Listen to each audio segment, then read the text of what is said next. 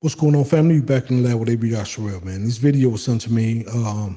My guy, he was explaining that his son got punched in the face for the first time, and he was giving him some advice. And some of it I agree with, some of it I don't agree with. But I respect this gentleman for raising his son to be a respectful and productive citizens of society. But let's get into it. I'm gonna let him tell his story, and then let me know if y'all agree with him or not. And I'll come back and give my commentary on it. So out of all my 5 kids, I get a call on one of them. And the call that I got is that he had got hit in the face. Now, mind you, he's only 13 years old, but I try to teach my son to be pretty wholesome, respectful, and nice. So when I get the news that he got hit in the face, my understanding was kind of going out the window. Because my son ain't that kind of kid. You know, he ain't going around messing with nobody. And so, as I'm being told about what happened from my wife, I'm kind of getting irritated a little bit because I want revenge for him. Well, after all this is said and done, I get off of work and I don't want to talk to him on the phone. I'm just trying my best to hear him get home to find out what happened. So when I get there, he basically let me know that, hey, Dad, blah, blah, blah, this happened. I'm like, well, what could you done different? And he was like, blah, Dad, I don't know. This is my first time ever being punched.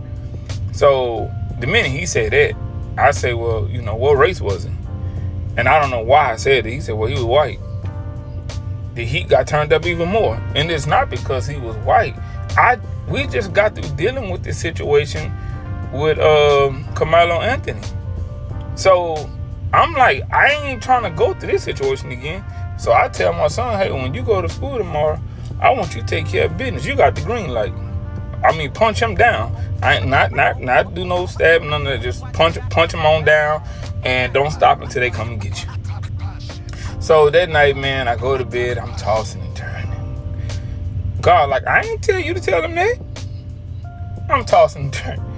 So in the morning, man, I text him, and I said, son, I'm proud of you because you done the right thing by not doing nothing. Now, mind you, I always tell my son, every time I'm cutting his hair or we sitting together, man, don't be like me. Don't do what I did. Be better than me. And here it is, I'm telling you to act out in violence because of something that happened. That might happen 20 more times before you're grown. And I said, son, you did a good job and you're better than me. And that's what we have to teach our kids. But I told them also, man, don't ever let nobody hurt you. But at the end of the day, this ain't the 90s. We ain't dealing with these same kind of kids. These kids would do something to you. And I feel so stupid and bad if I find out something happened to my son because I told him to react the way that I would react in the 90s. So with that being said, as far as we have to do better instructing our children on things to do. So that's it. And I respect my man 100% for thinking about what he told his son. Because I would have told my son, you keep punching until they come get you, or you keep hitting that person until I get there, whatever, because I have told my kids that if somebody hits you, make sure you defend yourself. And yes, he is right. These kids ain't the same as we grew up in the 80s, in the 90s. But in the 90s, man, they'll put some hot lead in you. You know what I mean? I grew up I'm probably older than this gentleman here, but I grew up in the early 80s, you know what I mean? So, and my parents, if I got into a fight, first thing they ask me, did I win? And if I tell them I got beat up or jumped, they're going to send me back out to fight and get some more revenge. I understand it was a different time there. I tell my kid, let me tell you, if it was me, and I have told my kids this, because I have grown kids now, and they have got into scuffles in school, and they have got into situations in just at the playground or whatever. And I always tell them, make sure you handle your business. Yes, these kids out here are stabbing now, and they are shooting, and they're cowards, and they scared to take a butt whooping. Most of them are scared to take a butt whooping. But at the same time, you are not finna put your hands on my kid. I told him to put react immediately. And because that's probably how I would react immediately if you hit me. But let me tell you, my first fight, I was shocked, right? The first ever fight I ever got into. And I'm used to just boxing. You know what I mean? We was boxing. And the dude grabbed me and threw me to the ground. I wasn't used to that country boy fighting you tussling on the ground. So we boxing, pop, pop, pop, we boxing. So when he grabbed me and threw me on the ground, everybody was around and they, how the kids back there, ooh, ooh. So I got up, brushed myself, I said, man, that's against the rules. You can't throw me on the ground. Not knowing, hey man, this is good. This is a country boy fight. This is a fight and no rules in fight. So I went home and told my uncles, and they laughed. They was like, I said, "Oh, you just use your hands. You don't do all that kicking and stuff." You know what I mean? That's how I was taught to fight, box. Man, they laughed and told me ain't no rules in fight, and I better go back the next day and handle my business.